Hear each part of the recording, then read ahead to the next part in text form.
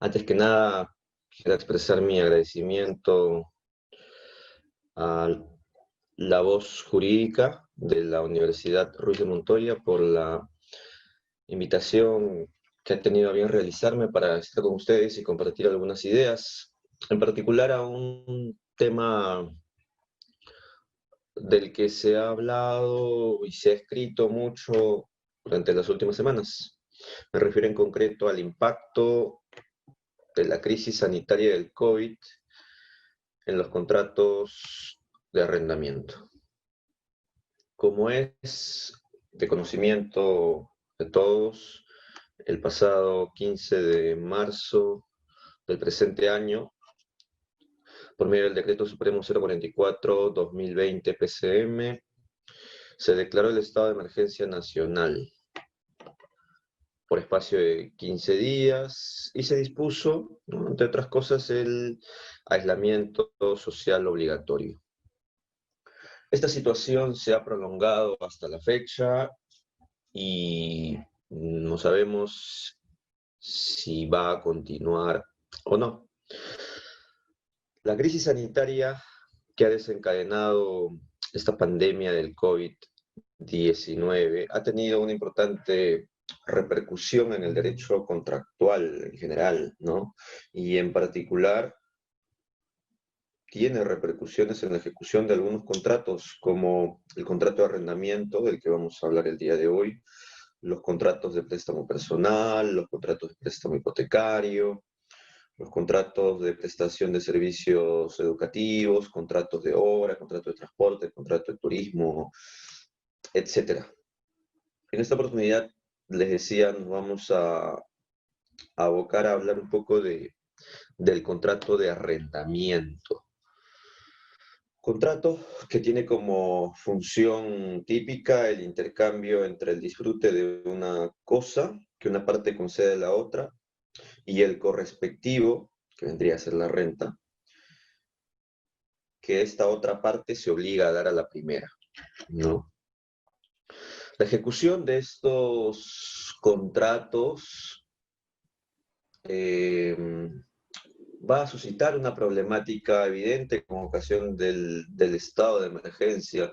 Vamos a detallar en breve por qué. Y el conflicto se va a dar porque van a haber intereses contrapuestos la mayor de las veces, ¿no? Por un lado vamos a tener al arrendador que tendrá interés en cobrar el íntegro de la renta convenida, incluso durante estos meses de cuarentena, ¿no? Y por otro lado vamos a tener a los arrendatarios, algunos, no todos, que tendrán interés en que se les reduzca el monto de la renta, se suspenda el pago o quizás se exonere el pago de la renta durante estos meses de aislamiento social obligatorio, ¿no? Y ello en función a que algunos arrendatarios, como consecuencia de esta disposición gubernamental, se han visto impedidos de generar u obtener ingresos, o en todo caso sus ingresos han disminuido.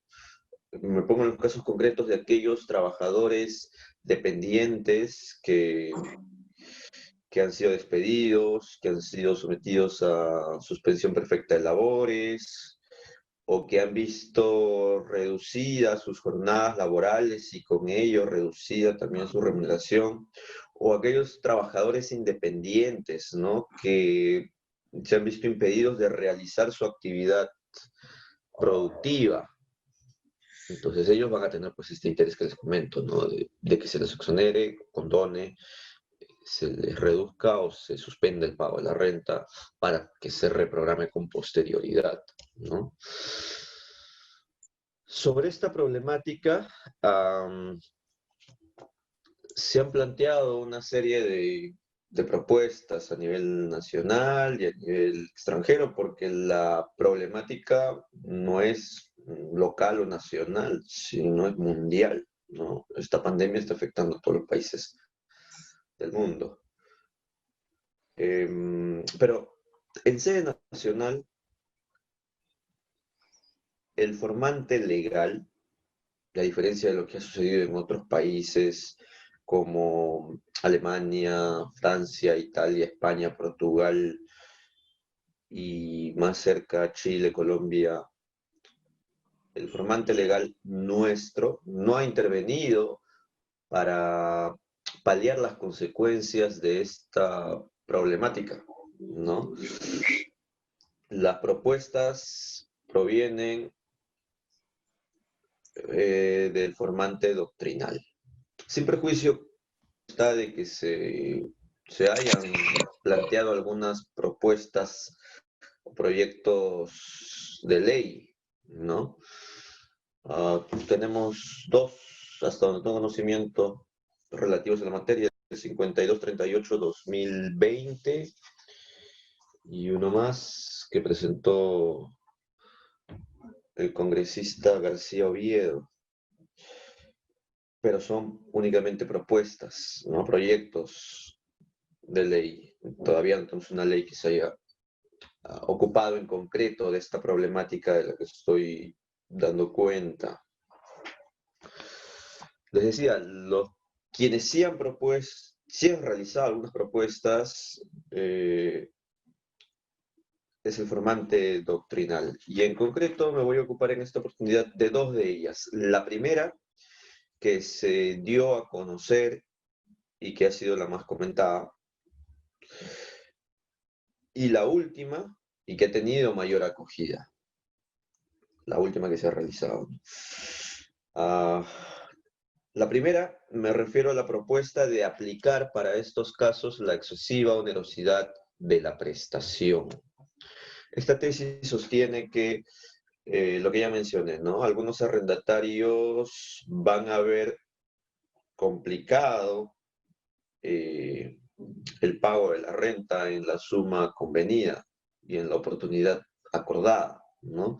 Porque están impedidos o no han podido generar o obtener ingresos, o sus ingresos simplemente han disminuido considerablemente, ¿no? Entonces dicen ellos que se estaría presentando una excesiva onerosidad en la prestación a cargo del arrendatario. O sea, excesiva onerosidad en el pago de la renta. Y eso trae como consecuencia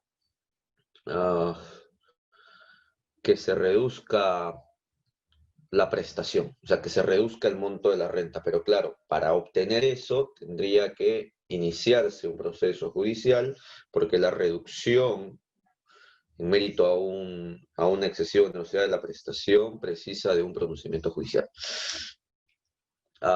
Entonces, nosotros no estamos de acuerdo con esta primera tesis por la razón de que esta institución, la excesiva onerosidad de la prestación, busca reparar el desequilibrio económico sobrevenido entre las prestaciones.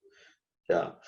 O sea, la excesiva onerosidad de la prestación aplica cuando la ejecución de la prestación se ha hecho más costosa o la contraprestación se ha envilecido. Y ni una ni otra cosa han sucedido en estos casos, en el caso de los arrendamientos. ¿Por qué? Porque la renta que ha sido fijada en su oportunidad por 1.000 o 5.000 soles sigue siendo la misma. El arrendatario va a pagar o tiene que pagar 1.000 o 5.000 soles. No ha aumentado el valor de la renta y tampoco ha aumentado el valor del disfrute de los bienes.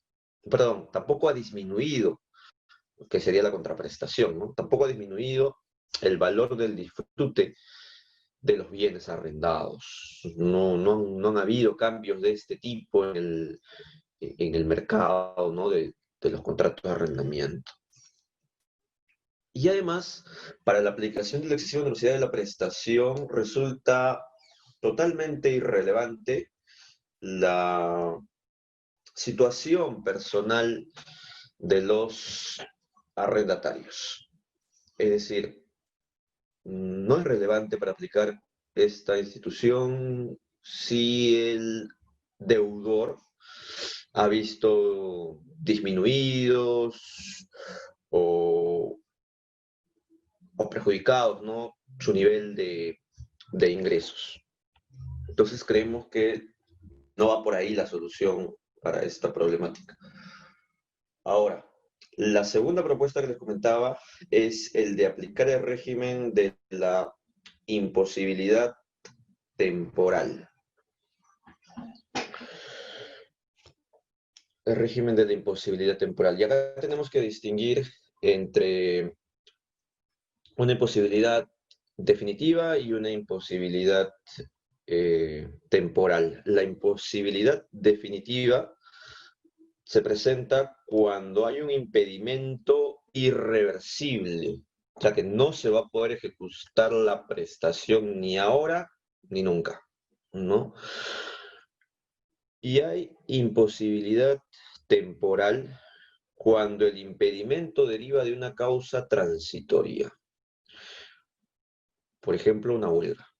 En algún momento ese impedimento va a concluir y el contrato podrá continuar siendo ejecutado.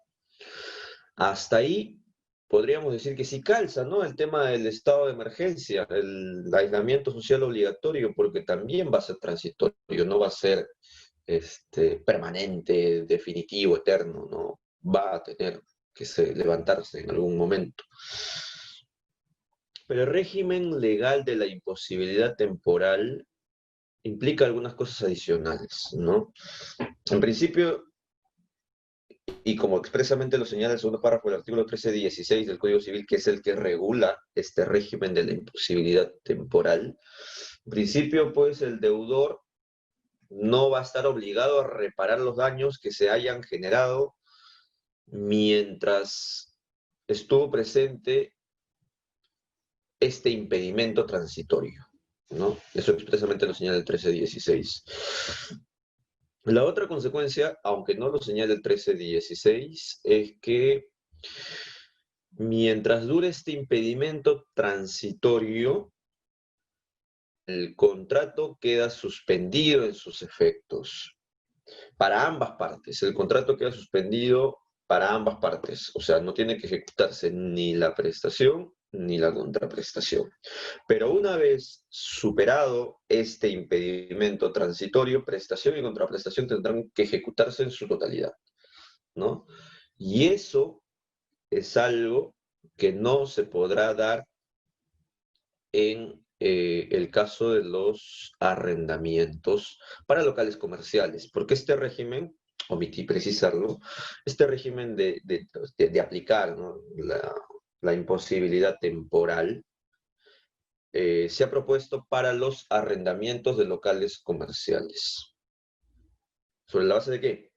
De que el arrendador, en estos casos concretos de arrendamientos para locales, no va a poder ejecutar una de las prestaciones que tiene a su cargo, una prestación principal que tiene a su cargo, como lo es aquella de mantener al arrendatario en uso del bien durante todo el plazo del contrato. Y evidentemente, hay varios negocios, varios locales comerciales no están funcionando, ¿no? Están funcionando, claro, aquellos que se dedican al abastecimiento y comercialización de bienes y servicios de primera necesidad, o sea, venta de alimentos, venta de productos farmacéuticos, venta de combustible, ellos sí están funcionando, pero los otros comercios no. Por ejemplo, la venta de prendas de vestir, los restaurantes, aunque ya comenzaron a funcionar, pero han tenido varias semanas, meses, 2 meses más o menos de paralización, ¿no?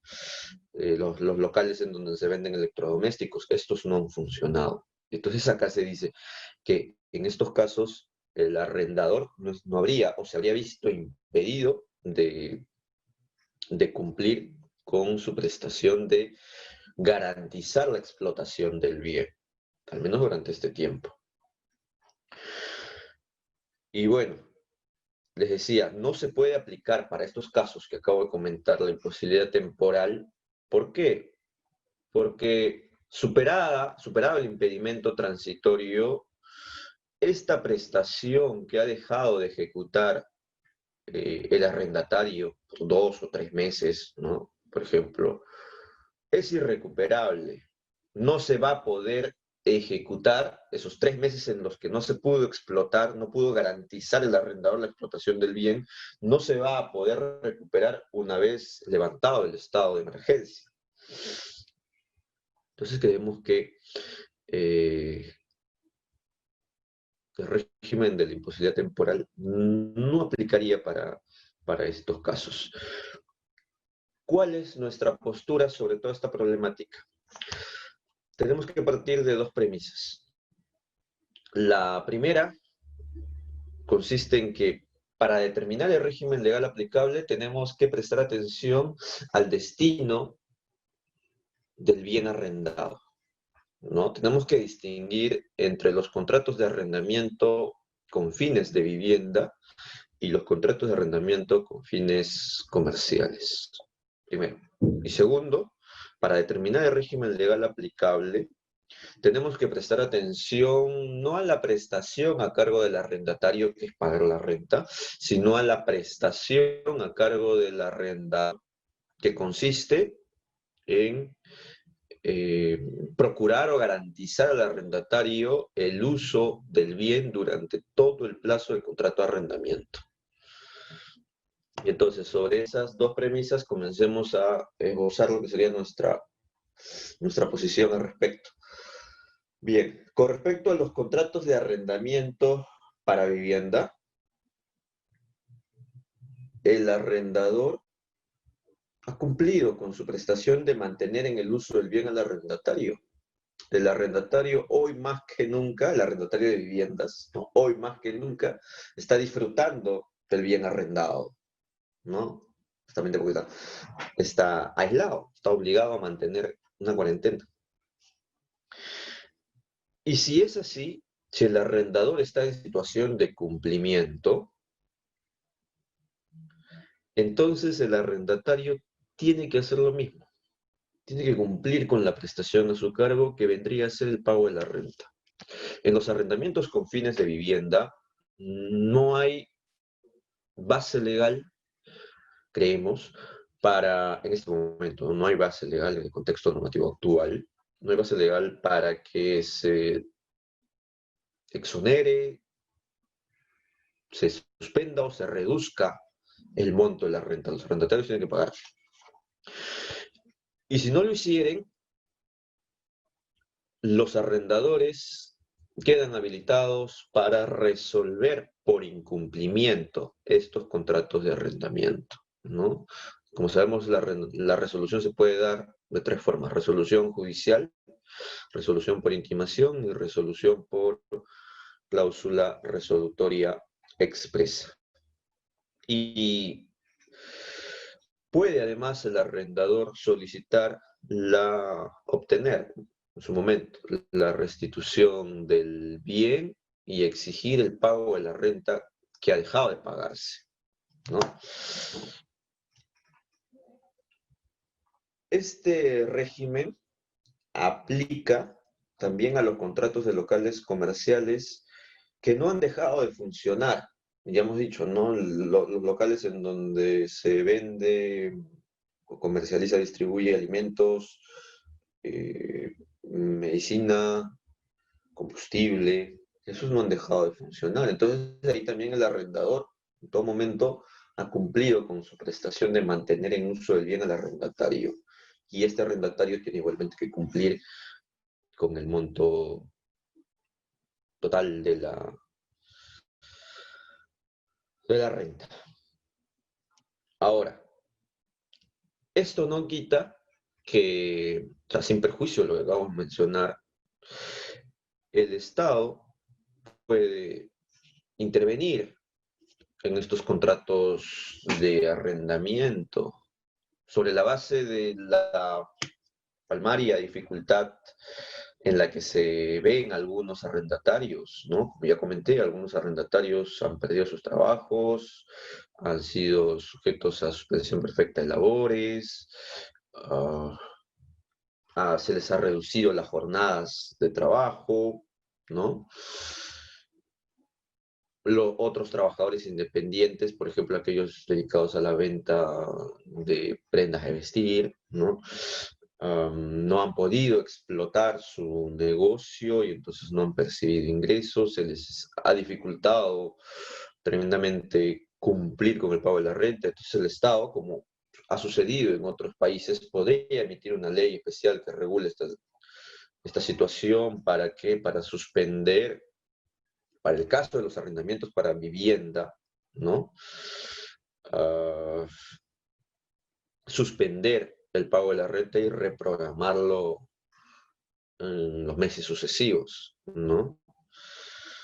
No hay ningún impedimento para esto, para que el Estado intervenga. Algunos sostienen que sobre la base del artículo 62 de la Constitución, las leyes no pueden modificar los términos contractuales, pero en verdad consideramos que ello no es así. El 1355 del Código Civil permite que, por razones de interés social, público, el Estado, por medio de leyes, puede modificar los términos contractuales si de lo que se trata es de proteger o conceder derechos a grupos vulnerables, que sería pues el caso, ¿no? Sí podría darse una ley que determine la suspensión del pago de la renta por algunos meses y que se reprograme con posterioridad, ¿no? Ahora, vemos también por medio de los medios de comunicación que se están produciendo desalojos, entre comillas, ¿no?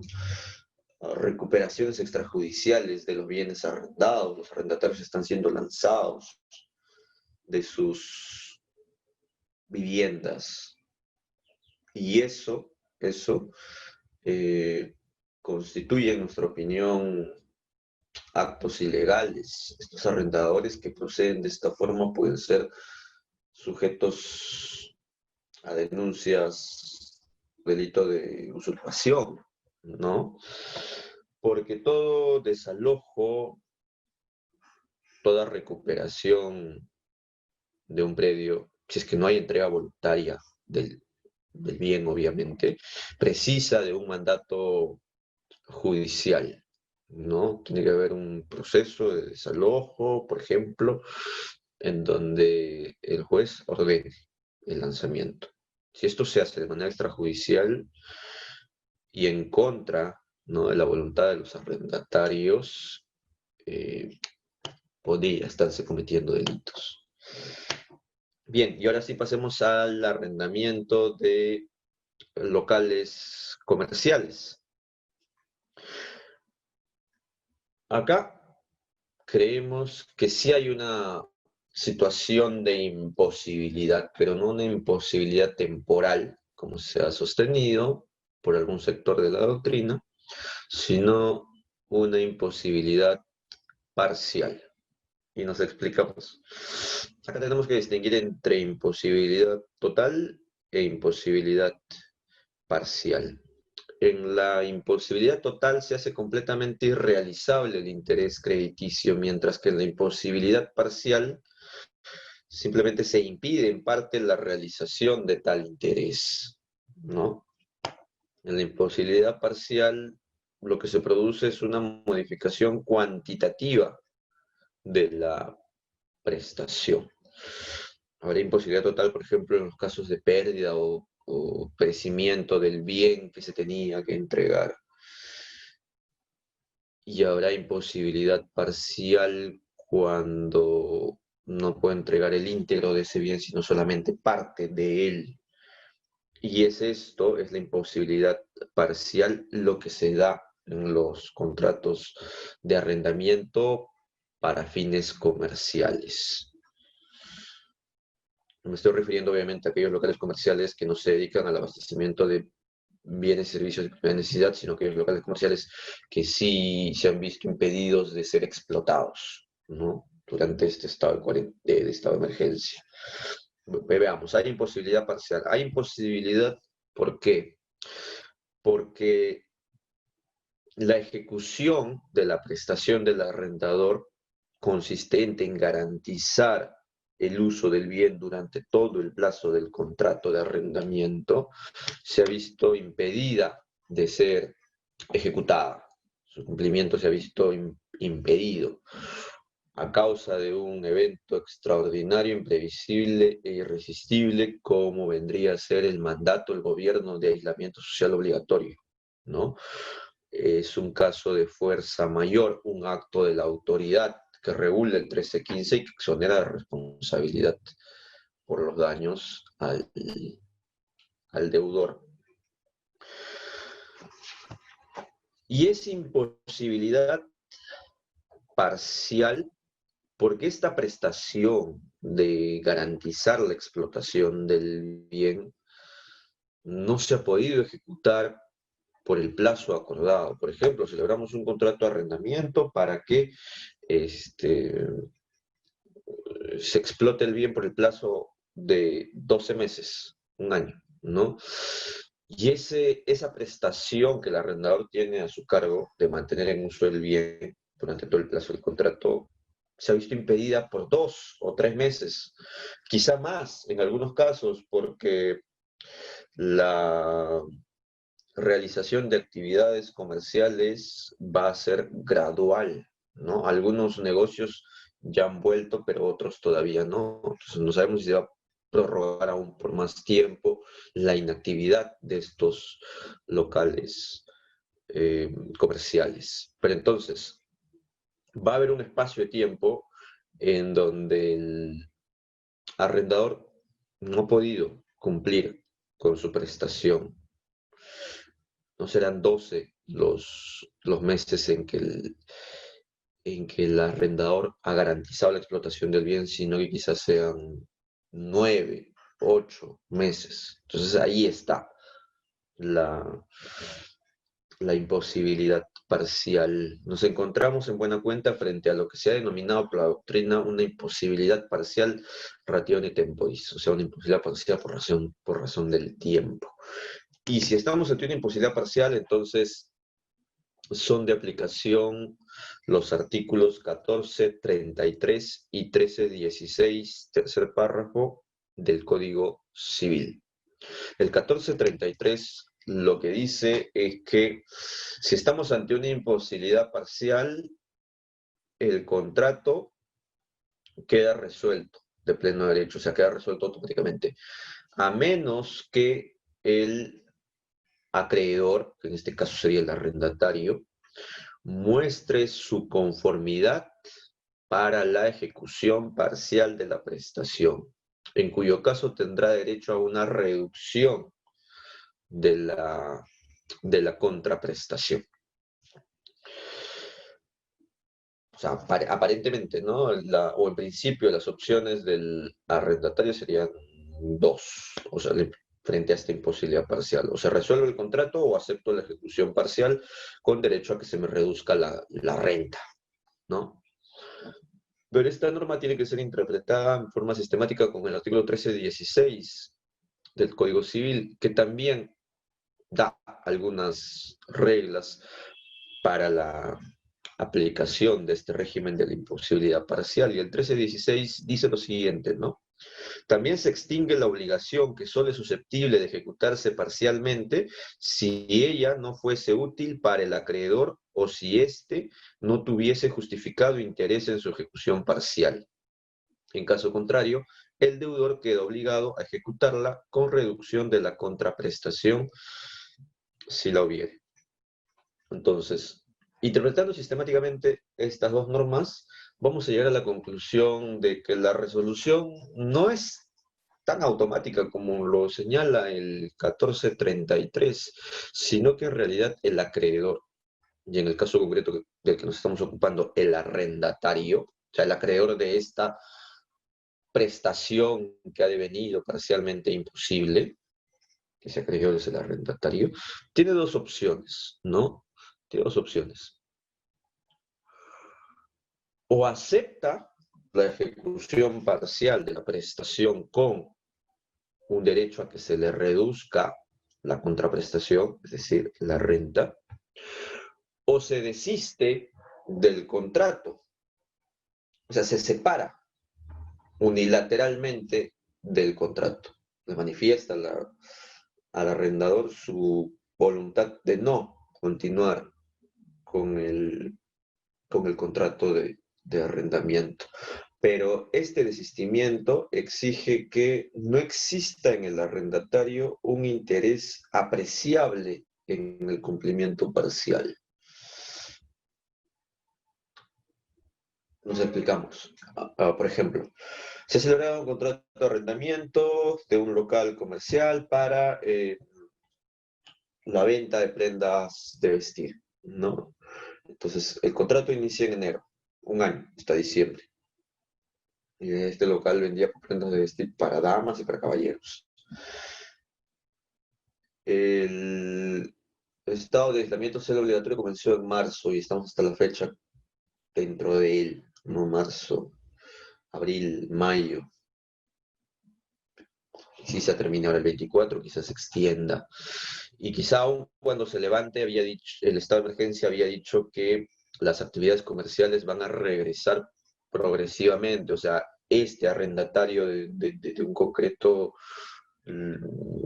local comercial puede volver a trabajar quizá recién en septiembre, octubre, ¿no? Y podría decir, oye, las fechas más importantes, ¿no? En donde mis ventas aumentaban considerablemente, ya las he perdido. De la madre, el día del padre, fiestas patrias, ¿no?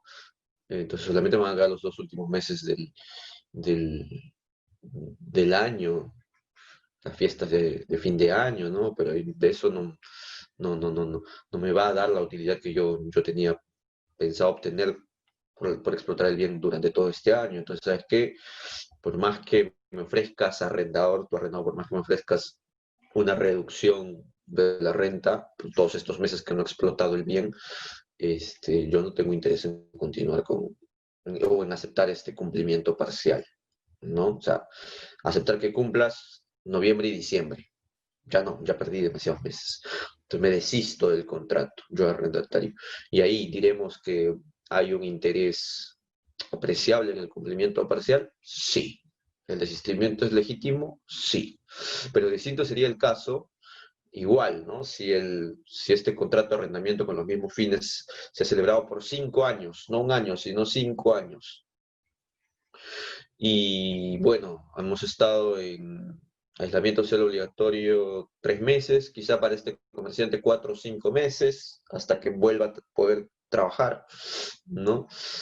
Eh, pero vamos, le quedan todavía más de 4 años para explotar el bien. Y si el arrendador le hace el ofrecimiento de reducir la renta, o sea, no te voy a cobrar la renta por todos esos meses que no explotaste el bien, o te voy a cobrar solamente el 50, 40, 30% de la renta,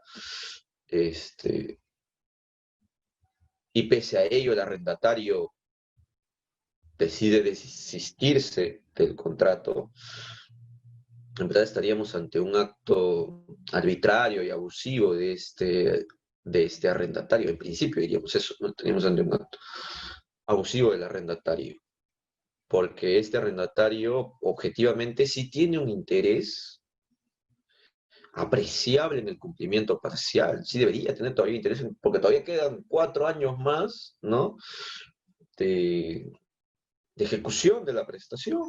Entonces, si se desiste, estaríamos ante un ejercicio ilegítimo de este derecho de desistimiento y el arrendador podría cuestionar judicialmente ese desistimiento, y si se determina que el arrendatario no ha actuado de buena fe, que impone el 362 del Código Civil, ese desistimiento se tendrá por no realizado, ¿no? En consecuencia, el contrato de arrendamiento seguirá vigente por los 4 años que todavía restaban. Pues bien, Esas son, en opinión nuestra, las alternativas que tiene el arrendatario de locales comerciales, ¿no? El arrendatario puede o aceptar el cumplimiento parcial de la prestación, o sea, continuar con la explotación del bien durante los meses que le restan a su contrato, con derecho a una reducción en el monto de la renta, o se desiste del contrato si es que no tiene un interés apreciable en el cumplimiento parcial. Si el arrendatario opta por el cumplimiento parcial, pierde su derecho al desistimiento. Ya no puede luego desistirse. Por otro lado, si el arrendador considera que el desistimiento del contrato es ilegítimo, puede cuestionarlo en sede judicial, ¿no?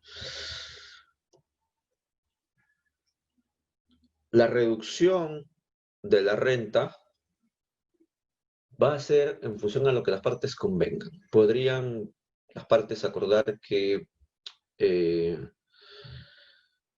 exonera al arrendatario del pago de la renta durante todos los meses en los que el bien no pudo ser explotado, o se le va a cobrar el 50, 40, 30% del, de, la, de la renta, porque no olvidemos que finalmente el arrendatario, si bien no ha podido explotar el bien, sus productos, sus bienes han estado dentro del local comercial, o sea que algún provecho durante este estado de emergencia se ha obtenido, ¿no?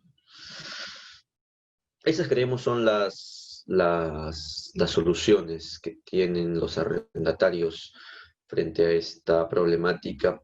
Y finalmente cabe mencionar que esto que acabamos de graficar ya se da o se ha venido dando en los hechos, ¿no?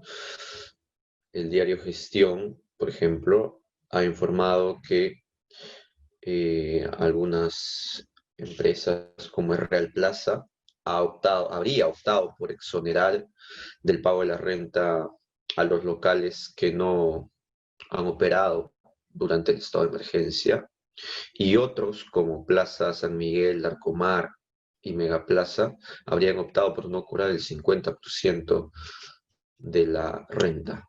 O sea, consciente o inconscientemente los arrendadores ya han optado por este mecanismo, por este régimen que en nuestra opinión es el correcto, ¿no? Reducir el monto de la renta por el espacio en que los bienes no han podido ser explotados. Ese régimen de la imposibilidad parcial que nosotros consideramos es el que cabe aplicar para los casos de arrendamientos de locales comerciales que no han podido ser explotados. Muy bien, esas son algunas ideas que he querido compartir brevemente con ustedes. Nuevamente, gracias a la voz jurídica por la invitación. Nos vemos y hasta una nueva oportunidad. Gracias.